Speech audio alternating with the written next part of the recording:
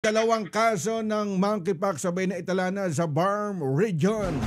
Narito ang balita ni Jomar Abdul.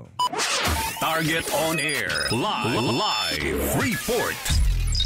Correct, dalawang kaso ng monkeypox o mpox ang naitala ngayon sa Bangsamoro Autonomous Region in Muslim Mindanao o BARM. Ito ay kinumpirma mismo ni MOH BARM Minister Dr. Cadel Jojo Sinulinding Jr.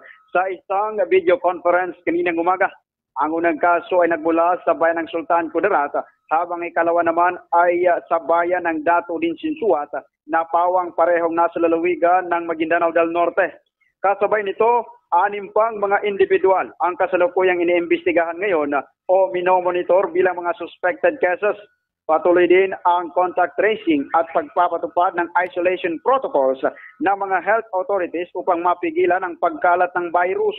Nananawagan naman ang Ministry of Health to MOH BARM sa taong publiko na manatiling kalmado ngunit laging handa at maging alerto. Pinapayuhan din ang sinumang makakaranas ng sintomas gaya ng rashes, lagnat, pananakit ng katawan o iba pang sintomas na may kaugnayan sa mpox ay agad na makipagkonsulta sa mga eksperto.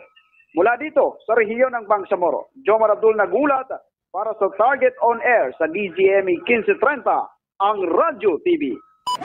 Target on Air. Live report.